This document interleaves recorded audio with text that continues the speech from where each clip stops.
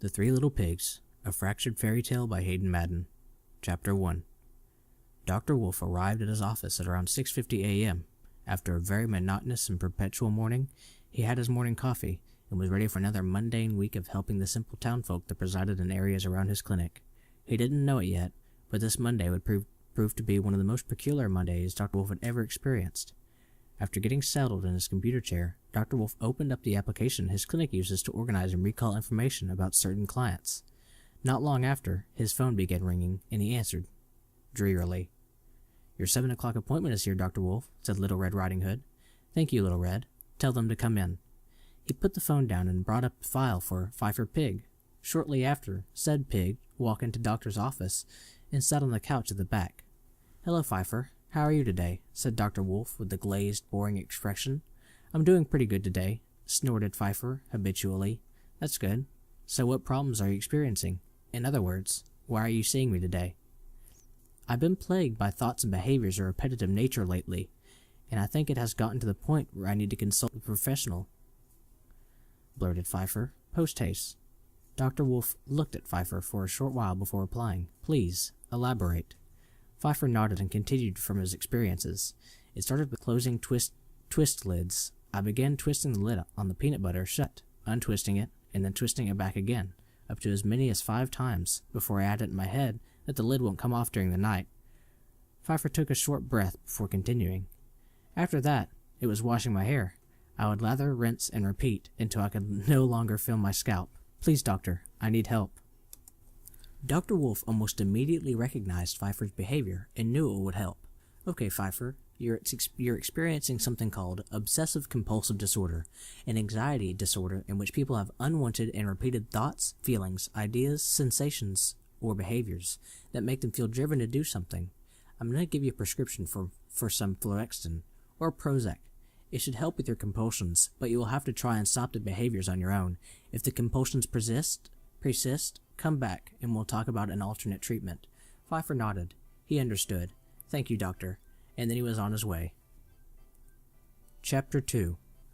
Dr. Wolf had just finished putting all the information he'd gathered from Pfeiffer into the computer before he had received yet another call, ultimately from Little Red Riding Hood, about his 9 o'clock appointment.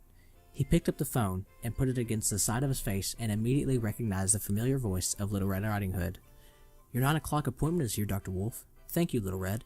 Tell them to come on back into my office." Dr. Wolf put the phone down on the receiver and opened up the file for his 9 o'clock appointment, Fiddler Pig. After waiting about 5 minutes for Fiddler to arrive in his office, he grew impatient. It had never taken anyone this long to get into his office, even if they did not know the way, which was pretty simple. His office was a straight shot from the hallway. He got out of his chair and looked outside the door of his office and saw Fiddler Pig staring at one of the many paintings lined on the wall of the hallway that led into his office. Dr. Wolf attempted to acquire Fiddler's attention. "Mr. Pig!" Fiddler jumped slightly and looked at Dr. Wolf's directions, giving a slight, "Huh?" He soon caught on and walked into Dr. Wolf's office and was welcomed to an impatient toe-tapping Dr. Wolf. "Hello, Dr. Wolf." Hello, Fiddler. What problems are you experiencing?" "Well, lately I've been noticing, and so have some of my friends, that I have had severe lack of attention span. It has gotten pretty bad. Sometimes I find myself forgetting the task on hand almost immediately having been assigned a task." Dr. Wolf thought for a second and understood.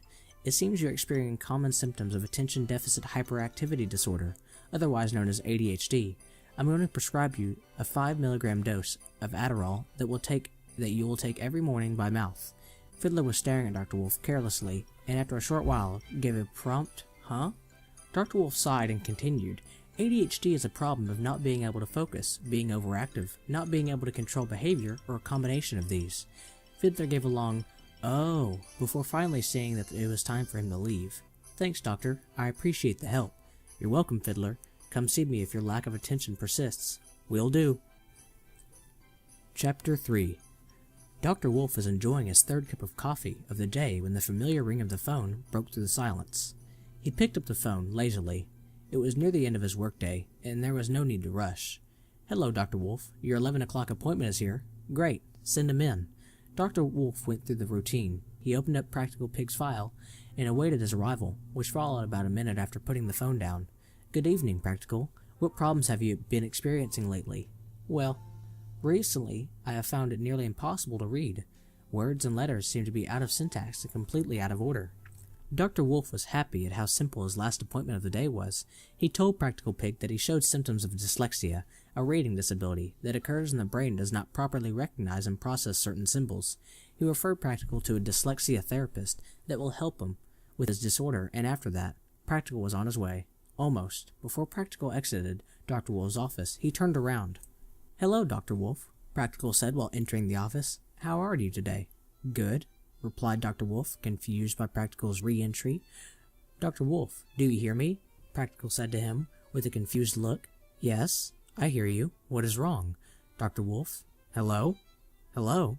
I hear you. I'm right here. Nurse, come here, quick. Bring a stretcher." Almost immediately as the nurse and 2 men showed up, they picked up Dr. Wolf and placed him on the stretcher, securing his limbs in the 4 leather cuffs. "What is going on? Why are you restraining me? Let me out."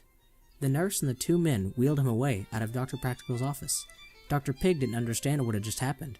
One moment Mr. Wolf was very calm and quiet, and the next he was completely delusional.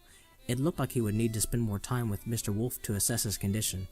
Ever since Dr. Pig decided to take over Wolf's mental therapy after Wolf murdered his 2 beloved brothers, Mr. Wolf had seemed to show improvement, but at this time it was too early to tell. Dr. Practical sat down at his desk and began to fill out the Wolf's psychiatric file. It looked as though he would need more time to assess Mr. Wolf's condition. Finn,